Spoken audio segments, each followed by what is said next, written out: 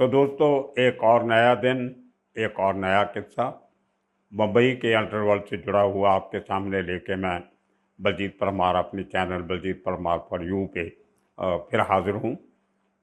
कल आपने सुना कि कैसे छोटा राजन के बैंकॉक वाले घर का पता बताने वाले विनोद शेट्टी का कत्ल मुंबई में कैसे किया गया, और जिन लोगों ने कत्ल किया उन लोगों के नाम मैंने आपको बताए थे, जिसका जो उस गैंग का, तीनों कातलों के गैंग का जो लीडर था, उसका नाम जग्गू फकीरा शेट्टी मैंने आपको बताया। आज देखेंगे कि वो जगदीश फकीरा शेट्टी उर्फ जग्गू शेट्टी वो कौन था, कहाँ से आया और इतनी जल्दी छोटा राजन के गैंग में इतना बड़ा रुतबा उस आदमी ने कैसे हासिल किया। मुंबई में एक इलाका है, उसको साइन कोली बड़ा एरिया बोलते हैं। मैं 25-26 साल उस एरिया में रहा हूँ और उस इलाके के चप्पे चप्पे से वाकिफ़ हूँ। 10 एक साल बाहर रहने के बाद मैं फिर वापस उसी एरिया में आया और पिछले 12 साल से फिर उसी एरिया में रहता हूँ जहाँ पे जग्गू शेट्टी का घर था। साइन में अगर आप जीटीबी नगर, जो गुरु तेग बहादुर नगर का रेलवे स्टेशन है लोकल ट्रेन का, उससे नीचे अगर साइन कोलीवाड़ा को जाएं तो पहले एक छोटा सा चौराहा आता है। एक तरफ बहुत बड़ा गुरुद्वारा है और उसके सामने लेफ्ट को एक रोड जाती है जो आगे सरदार नगर और प्रतीक्षा नगर को जा रही है। उस लेफ्ट लेते ही कोई 30-35 बिल्डिंग्स की एक सोसाइटी है जिसको महाराष्ट्र हाउसिंग बोर्ड सोसाइटी बोलते हैं, MHB सोसाइटी। उसमें 4 नंबर बिल्डिंग के सेकंड फ्लोर पे फकीरा शेट्टी एक इंसान रहा करता था जो रेलवे में छोटे मोटे काम करता था कॉन्ट्रैक्ट पे। उसका बेटा था जगदीश, जो बचपन से अपने एरिया में जग्गू के नाम से मशहूर हुआ। तो उस ज़माने में 90s में, उसके पहले 70s से लेके 90s तक उस एरिया में वर्दा भाई जो अंडरवर्ल्ड का बहुत बड़ा डॉन था उस ज़माने में, वो उसका गढ़ माना जाता था। तो हर जो नौजवान था, यंगस्टर जिसके पास काम धंधा नहीं था, वो किसी ना किसी तरह वर्दा भाई के गैंग से जुड़े रहने का सपना रखता था कि उसको कहीं मटके के धंधे पे नौकरी मिल जाएगी, कहीं जुए के धंधे में नौकरी मिल जाएगी, या छोटे मोटे एरेंट अंडरवर्ल्ड के लिए कर लेगा, दारू की गाड़ी चला लेगा या दारू का अड्डा चला लेगा। तो ये इस किस्म से हज़ारों लोगों को रोज़गार उस ज़माने में मिलता था। और उसी तरह जग्गू शेट्टी जब जवान हुआ तो उसके दिल में भी एक यही था कि मैं किसी तरह वर्दा भाई के गैंग से या किसी और गैंग के साथ पल्ला मिलाऊं। वो एरिया कुछ ऐसा था, बहुत डेंस पॉपुलेशन थी। MHB कॉलोनी से थोड़ा आगे प्रतीक्षा नगर जो था वो स्लम एरिया था, एक ट्रांजिट कैंप था और बहुत डेंसली पॉपुलेटेड, छोटी छोटी गलियां जहाँ पे टैक्सी भी नहीं जाती थी, पैदल निकल के जाना पड़ता था। और वो मुंबई के जो माने पहचाने, जाने पहचाने जो बदमाश होते थे, जब पुलिस से क्राइम करके भागते थे तो उनमें से 60-70% लोग थे जो वो प्रतीक्षा नगर में पनाह लेते थे, क्योंकि वहाँ पे ढूंढना किसी आदमी को बहुत मुश्किल होता था। तो ये उस एरिए की एक बैकग्राउंड है जहाँ से ये जग्गू शेट्टी पैदा हुआ और बड़ा हुआ।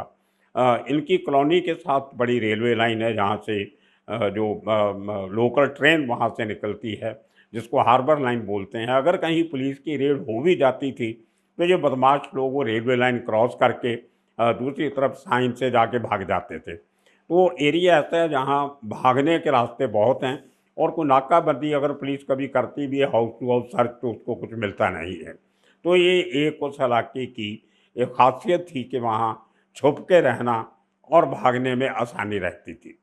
तो जग्गू शेट्टी को कुछ बड़ा काम तो नहीं मिला, लेकिन उस ज़माने में जब वर्दा का थोड़ा रोल कम हुआ तो उस इलाके के साथ जो चुना भट्टी का एरिया लगता है और चंबूर का, वहाँ पे छोटा राजन और बड़ा राजन की काम चलते थे सिनेमा हॉल में, टिकटें ब्लैक करना, छोटे मोटे काम। तो जग्गू शेट्टी ने जो छोटा राजन का खास आदमी था DK राव, उसके साथ हाथ मिलाया। तो DK राव उस ज़माने में कोई इतना बड़ा बदमाश या अंडरवर्ल्ड सरगना नहीं था। उसका मेन काम था जो बैंकों की कैश वैन्स होती थी उनको लूटना। कुछ ब्रांचेस बैंक की ऐसे होती हैं, आपको मालूम होगा, जहाँ पे कोई बड़ा स्ट्रॉन्ग रूम नहीं होता है जहाँ पे लाखों करोड़ों का जो नकदी है, कैश है, वो रखा जाए, ना लॉकर होते थे बैंक में। तो छोटी जो ब्रांच होती थी उनमें रोज़ सुबह बड़ी ब्रांच से वैन पैसे लेके आती थी और शाम को अगर पैसे ज़्यादा इकट्ठे हो जाते थे उस ब्रांच में तो उसको लेके जाती थी बड़े बैंक के स्ट्रॉन्ग रूम में चेस्ट में रखने के लिए। तो ये काफ़ी सारी जो कैश वैन होती थी वो घूमती रहती थी मुंबई में, एक ब्रांच से दूसरी ब्रांच तक पैसा लेके जाना, छोड़ के आना। तो कब तभी एटीएम का ज़माना नहीं था, लोगों को बैंक में जाना पड़ता था पैसे निकालने और जमा करवाने। तो ये लोग जो गैंग था इनका, लुटेरों का, ये कुछ जो बड़े लोग होते थे, बड़े ट्रांसपोर्टर या इंडस्ट्रियलिस्ट, जो बड़ा कैश लेके ब्रीफ केस में या किसी तरह आते थे, उनको लूटना। और महीने में एक आध बार ये लोग बड़े काम को अंजाम देते थे।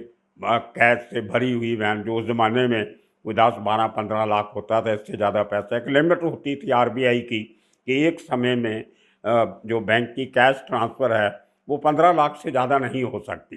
तो ये उनको मालूम था कि अगर लूटा भी गया तो 15 लाख से ज़्यादा नहीं लूटा जाएगा। आजकल जो हाई सिक्योरिटी कैश वैन्स हैं वो तो 5-5, 6-6 करोड़ भी लेके जाती हैं।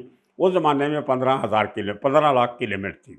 तो ये लोगों ने ऐसा 7-8 वैन जो हैं वो लूटी और उसमें वडाला की एक रॉबरी में ये सब लोग पकड़े गए। उसके पहले किसी को पता नहीं, ये मुंह ढक के रखते थे कैमोफ्लेज करके, वो जिसको मंकी कैप बोलते हैं, उससे पूरा चेहरा ढक के बैंकों को लूटते थे और कैशमैन लूटते थे। तो उस गैंग में से तरक्की करते करते 1990 में जो जग्गू शेट्टी है वो काफ़ी अपने गैंग के अंदर इसकी पैठ मजबूत हुई। थोड़ा डेयरिंग था तो इसको हथियार चलाने की इसकी काबिलियत बहुत थी। तो इसलिए इसने आहिस्ता-आहिस्ता छोटा राजन की निगाह पकड़ी और उसने इसको अपना एक शार्प शूटर की तरह इसको ग्रूम करना शुरू किया। और डी के राव के साथ मिलके और 3-4 और इनके साथी थे उस लुटेरे गैंग के, जिनमें एक सुशील गांवकर था, वो भी उसी एरिया का रहने वाला था। एक उदय चिकना था, वो गोरा-चिट्टा हीरो टाइप आदमी था, इसलिए उसको चिकना कह देते थे। तो ये 3 लाख लोग तो ख़ास थे जिनकी हर केस को अंजाम इन्होंने दिया, अपने क्राइम्स को कई बार। और चोरी-चकारी में आपको मालूम है, डकैती में ज़्यादा जो जेल होती है वो कम होती है, क्योंकि अल्टीमेटली पैसा जो होता है वो थोड़ा बहुत रिकवर कर लिया जाता है और 2-4 महीने में बेल भी हो जाती है और बाद में केस भी ख़त्म हो जाते हैं 6 महीने 8 महीने की सज़ा के साथ। Unless there is the attempt to murder, या मर्डर का कहीं वारदात हो जाए लूटने के टाइम पे, तो सज़ा ज़्यादा होती थी। तो कई बार इस तरह जेल में जाने से जग्गू शेट्टी का हौसला भी बढ़ गया, बहुत सारे क्रिमिनल्स के साथ उसकी जान पहचान हो गई और वो इस तरह करते करते एक छोटा राजन का डी के राव के साथ दूसरे नंबर का शार्प शूटर भी बन गया। डी के राव के साथ उसने काफ़ी ऐसे कामों को अंजाम भी दिया। तो जब 2000 में बैंकॉक में छोटा राजन पे अटैक हुआ, तो छोटा राजन का जो शक था वो सबसे पहले रवि पुजारी पे गया और उसने उसको मारने की विनोद शेट्टी पे गया। और उसका क्या कारण था कि छोटा राजन को विनोद शेट्टी के ऊपर ही शक क्यों हुआ, ये एक बहुत बड़ी कहानी है। पिछले 3-4 दिन से मेरे पास काफ़ी व्यूज़ आ रहे हैं, आपके भी बहुत सारे कमेंट आए हैं कि उसकी जो मुखबरी की थी वो रवि पुजारी ने या गुरु साटम ने की थी, क्योंकि ऐसी बात को छोटा शकील ने अपनी एक इंटरव्यू में कही थी। लेकिन वो बिल्कुल गलत खबर है, मैं आपको असली बात बताऊंगा आने वाले 2-4 दिन में, इंतज़ार कीजिए। विद एविडेंस आपको मैं आपके सामने रखूँगा कि असल बात क्या थी। खैर, तो छोटा राजन ने जब विनोद शेट्टी को मारने की प्लान बनाई तो उसने जग्गू शेट्टी को चुना। तो जग्गू शेट्टी ने वो काम किया, मैंने आपको किस्सा बताया। उसके बाद जग्गू शेट्टी अंडरग्राउंड हो गया।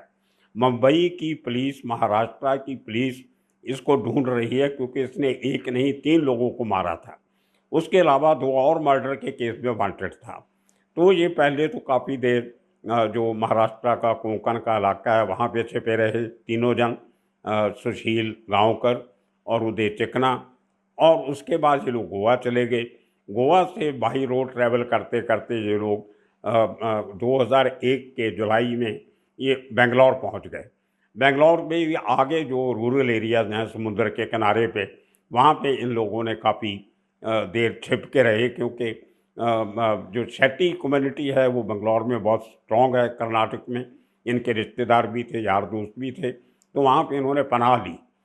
और लेकिन बम्बई पुलिस लगातार क्राइम ब्रांच के ऑफिसर और दूसरे सीआईयू के ऑफिसर इनको लगातार ढूंढ रहे थे। तो जग्गू शेट्टी और उसके साथियों को जो टीम तलाश कर रही थी, उनमें सबसे बड़ी टीम थी वो उस टाइम के जो सबसे बड़े एनकाउंटर स्पेशलिस्ट थे विजय सलास्कर, उनकी एक टीम थी, जिसमें इंस्पेक्टर मैकर और 3-4 ऑफिसर थे बॉम्बे क्राइम ब्रांच के।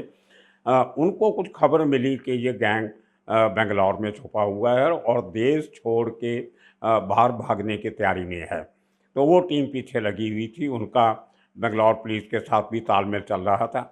ये विजय सलास्कर वही हैं जिनका अनफॉर्चुनेटली 26/11 के जो बम्बई में अटैक हुआ उसमें उनकी मौत हो गई। उस वक्त जब अटैक में जो पाकिस्तान से लोग आए थे, कसाब और उसके साथी जो गोलियां चलाई थी, उसमें जो हेमंत करकरे और जिस जीप में बैठे थे उसमें विजय सलास्कर भी थे, और उन तीनों की उस एनकाउंटर में डेथ हो गई थी। खैर, तो विजय सलास्कर की टीम बेंगलौर में इनको ढूंढ रही थी, और इनके जो 2 खबरी बॉम्बे से साथ में लेके गए थे, जो इनको पहचानते थे, जानते थे, उनके साथ पूरा करते करते इनको एक दिन 91 के अगस्त में इनको पता लगा, 2 अगस्त टू बी प्रिसाइज। तो खबर मिली कि आज रात की फ़्लाइट से, जो आधी रात को फ़्लाइट बेंगलौर से बैंकॉक जाने वाली है, उसमें ये तीनों लोगों की टिकट बुक हो चुकी है। लेकिन इनके नाम तीनों के और दिए हुए थे। बाद में इंक्वायरी में मालूम पड़ा कि तीनों ने अपने नाम पते चेंज करके डुप्लीकेट नाम के डॉक्यूमेंट्स के साथ वहाँ से पासपोर्ट बनाए थे बेंगलोर पासपोर्ट ऑफिस से, और उनकी मदद जो की गई थी वो एक ट्रैवल एजेंसी वहाँ पे है, उसने 7 लाख रुपया लेके इनसे वो तीनों के पासपोर्ट बनाए थे। सिर्फ फ़ोटो असली थी, बाकी सब जो डॉक्यूमेंट्स, नाम, पता, उम्र, एड्रेस सब फर्जी और नकली दिए हुए थे। और जो जिस एजेंसी ने टिकट निकाल के दी इनकी, उस एजेंसी को भी इन्होंने पैसे दे के कि हम सीधा एयरपोर्ट जाएंगे, वहाँ पे इमिग्रेशन में जाएंगे, इससे उससे तो हमें काफ़ी पूछताछ होगी, तो वो भी सेटिंग पहले करके रखी। ऐसा अरेंजमेंट किया कि एयरपोर्ट के अंदर एक स्टाफर जो था इमिग्रेशन डिपार्टमेंट का, वो इनके बोर्डिंग पास से लेके बाहर पार्किंग में आएगा, और इनको एयरपोर्ट एंटर करने के पहले पार्किंग लॉट में इनके बोर्डिंग कार्ड दे दिए जाएंगे। वो लेके सीधा बोर्डिंग कार्ड दिखाओ तो कोई ज़्यादा चेकिंग नहीं होती। पुलिस वाले, सिक्योरिटी वाले, इमिग्रेशन वाले सब समझ जाते हैं कि सब वो बोर्डिंग पास मिल गया तो सीधा अंदर जाओ। तो वो हैसल टाइम बचाने के लिए कि हमारे ऊपर एजेंसीज की निगाह नहीं आए, इन्होंने इतना पूरा प्लानिंग करके रखा। और बेंगलौर एयरपोर्ट से 1.5 मील दूर एक पंजाब नेशनल बैंक की एक ब्रांच है। वहाँ पे HAL का जो एक ऑफिस भी है, हिंदुस्तान एरोनॉटिकल लिमिटेड का, उन दोनों के बीच में एक बस स्टॉप है। वहाँ पे इनके जो दूसरे साथी थे, जिन्हें उन्होंने इनको इनका सामान जो साथ में लेके जाना था, बैग वगैरह, वो उनको वहाँ से पिकअप करने थे उस लोकल बस स्टॉप से। तो वहाँ पे जैसे पुलिस इनका पीछा करती, उनको पता था कि यहाँ से जो गाड़ी खड़ी है इसमें से सामान निकाल के उनको ट्रांसफ़र किया जाएगा, तो वो पूरी इन्फॉर्मेशन विजय सलास्कर और उसकी टीम के पास थी, और 15 ऑफिसर जो बेंगलौर पुलिस के भी इनको दिए गए थे। तो इन्होंने वो पूरी फील्डिंग के साथ जैसे ही इनकी गाड़ी टैक्सी में जिसमें आए वहाँ पहुँची, तो इनको पुलिस वालों ने इनका सामान लिया, कंफर्म किया कि यही आदमी है। और वो कोई एरिया ऐसा था जहाँ पे पब्लिक काफ़ी थी, और वहाँ पे अगर एनकाउंटर शुरू होता, पुलिस इनको चैलेंज करती, तो काफ़ी जो बाईस्टैंडर्स वहाँ पे, जो काफ़ी रेस्टोरेंट्स भी थे और भीड़ भाड़ वाला इलाका, भले लेट नाइट थी लेकिन बेंगलौर मुंबई की तरह काफ़ी नाइट लाइफ में काफ़ी एक्टिव है। तो पुलिस ने ये कन्फर्म हो गया कि ये तीनों आदमी हैं, और उनका देख के कि इनके पास हथियार भी हैं, वो इन्फॉर्मेशन पुलिस के पास थी कि अगर अभी शहर में गोली चलेगी तो कोलैटरल डैमेज हो सकता है, तो उसको बचाने के लिए दे थॉट इट बेटर कि इनको कहीं सेफ जगह पे जाके इनको गाड़ी रोक दी जाएगी, इंटरसेप्ट करेंगे। जो बेंगलौर एयरपोर्ट का जो पार्किंग लॉट है वो काफ़ी बड़ा और काफ़ी दूर भी है। तो जैसे ही पार्किंग लॉट में एंट्री पे जहाँ इनको वो बोर्डिंग पास लेके आदमी खड़ा था, इन्होंने जैसे ही बोर्डिंग पास कलेक्ट किए तो मुंबई की पुलिस पार्टी ने चैलेंज किया। इन लोगों ने 11 फायर पुलिस के ऊपर 2 वेपन थे इनके पास। उससे दोनों ने जो शेट्टी के साथ जो गांवकर था, सुशील गांवकर, वो भी काफ़ी हथियारों के इस्तेमाल में प्रपंच था, उसने भी फायरिंग की। तो जवाबी फायरिंग में जो पुलिस ने गोलियां चलाई, बेंगलौर पुलिस ने और मुंबई के जो स्पेशलिस्ट थे, इन्होंने, तो वो तीनों आदमी वहाँ पार्किंग लॉट में मारे गए और इंजर्ड भी हुए। एक आदमी काफ़ी इंजर्ड हुआ था, हमारा नहीं था, वो बाद में बोरिंग हॉस्पिटल जो वहाँ पे है, वहाँ पे जाके उसकी डेथ हुई। तो ये तीनों आदमी वहाँ ढेर हुए। उसके बाद वो जो ट्रैवल एजेंसी थी जिसने इनको टिकट बनवा के दिए और इनके पासपोर्ट का बंदोबस्त किया था, उसके इंक्वायरी से, जैसे मैंने बताया, पता चला कि 7 लाख रुपया पासपोर्ट बनाने के लिए दिया। और उसकी जब इन्वेस्टिगेशन बेंगलौर पुलिस ने की डिटेल, तो उस एजेंसी ने बताया कि तकरीबन 200 से ज़्यादा पासपोर्ट पिछले 10 सालों में उन्होंने मुंबई के जो क्रिमिनल भाग के बेंगलौर आते थे, उनके लिए 200 से ज़्यादा पासपोर्ट्स का इंतज़ाम उस अकेली ट्रैवल एजेंसी ने किया था, जो पासपोर्ट बनाने के लिए जो फैसिलिटी भी देती थी और पैसा लेती थी। तो ये एक बहुत बड़ा स्कैंडल बेंगलौर पुलिस ने ये किया था। उसके बाद इनकी जो बॉडीज़ थी वो बॉम्बे लाई गई इनकी फैमिलीज़ के द्वारा। और जो प्रतीक्षा नगर का एरिया, वो सरदार नगर का एरिया मैंने बताया, वहाँ पे जग्गू शेट्टी का जो उसकी बॉडी ला के उसका जो घर वालों को सौंपी गई। तो बहुत भीड़, बड़ी भीड़ उसको देखने के लिए उमड़ी हुई थी। 6-7 हज़ार लोग उसको सिर्फ उसकी बॉडी देखने आए थे कि जो हमारे मोहल्ले में आदमी, जो लड़का रहता था, वो 10 साल में इतना बड़ा आदमी कैसे बन गया और कैसे मरा। तो ये थी उस जग्गू शेट्टी की कहानी, जिसने छोटा राजन के कहने पे और उसका जो दुश्मन था विनोद शेट्टी, उसका मर्डर किया। और वो जो उसका जो गुरु है डीके शेट्टी, डीके राव, वो आज भी मुंबई की एक जेल में है। उसकी कहानी आने वाले दिनों में सुनाएंगे। तब तक के लिए आप सबका शुक्रिया, धन्यवाद।